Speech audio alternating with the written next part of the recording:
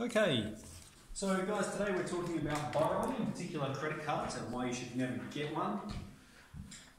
So for our purposes, we have these three properties of credit cards. That there's a $30 annual fee. Alright, so that means every year it costs $30 to have a credit card. Basically, you get 25 days from the statement date. So every month you're going to get a statement that tells you what you spent money on. And you have 25 days from the date on that statement that is interest free. Okay, so it means you don't have to pay any interest on it, you just pay it back. However, if you pay after the interest free period, interest is charged from the date of purchase. I'm going to really unpack what that means in the example that we have here. You can, basically the longer you have a credit card, if you've got good, if you're good at paying off the money that you owe, they're going to bump up the amount that you're allowed to borrow. So I think most credit cards are like $5,000. If you're good for a couple of years, they might offer you $10,000. Some people even have up to $25,000 on their credit card. So you can see why it's a bad idea because you can get into a lot of debt pretty quickly. Okay, so we've got Maxine buys 6 boxes of wine. Each box is $135 on the 4th of June on her credit card. And her statement is dated the 22nd of June. And her credit card charges 9% interest. So we've got to work out the effective interest-free period. Really, I've got these around the wrong way. We should be doing what is the last day of the interest-free period first. Okay? So we're starting on June 22nd. So let's answer B first.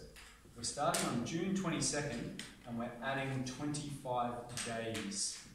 Alright, so we're going, what date is that going to take us to? Well, if we look at June, okay, you've got all our calendars on there, so we can count the days in June. June's got 30 days, and from the 22nd to the end of June is 8 days. Alright, so we've got 8 days in June, which means we're going to have 25 take away 8, 17 days in July.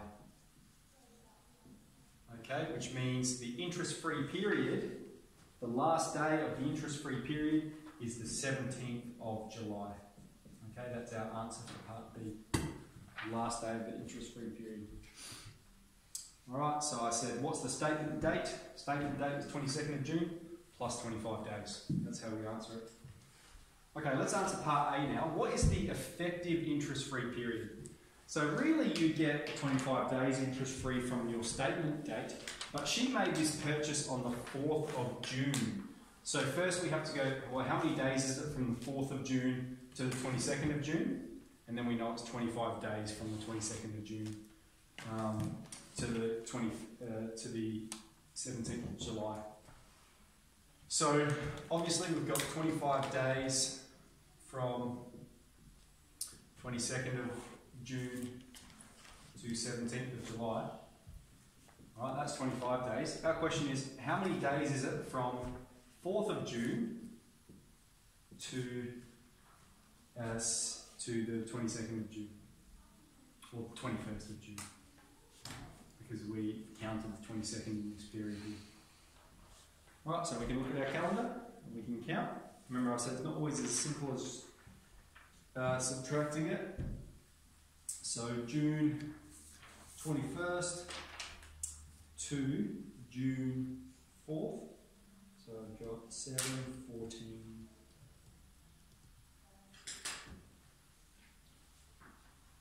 17.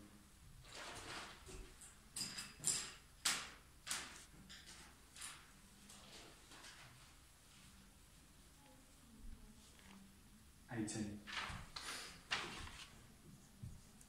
Okay, and so then the sum of these days, so we've got 18 days plus 25 days, we've got 43 days interest free.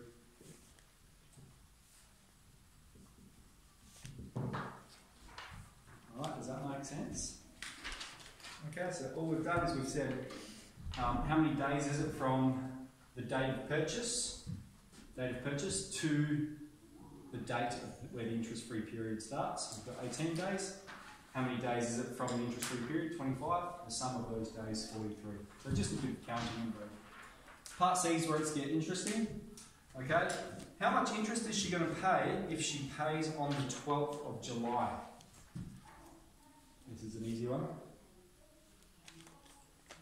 It's in the interest-free period, which means she pays 0 interest. Okay?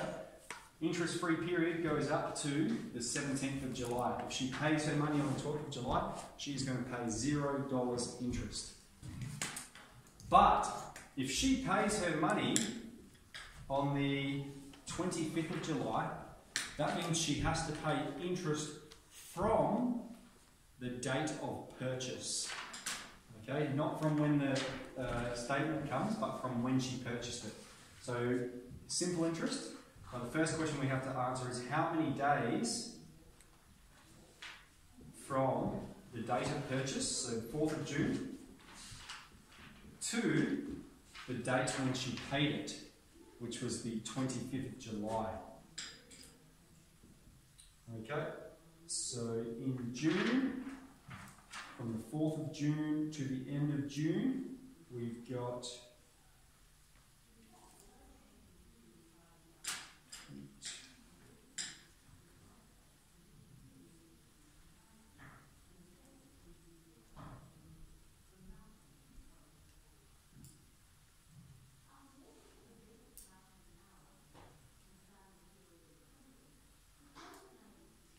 3, 10, 17, 24, 27. So that's 27 days in June, and then obviously 25 days in July, from 1st of July to 25 days in July, which gives us a total of 52 days that she is charged interest for. And the interest is charged on the amount. Now, she bought 6 boxes of wine at $135 each. So the amount that she's borrowing, the principal amount, is 6 times 135. Get that one for me, Matthew?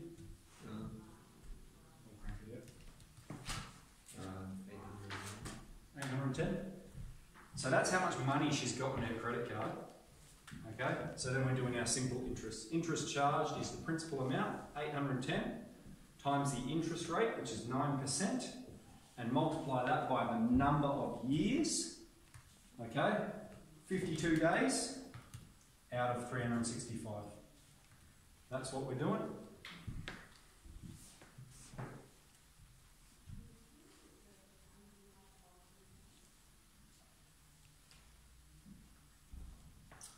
$10.39. Interest. Okay.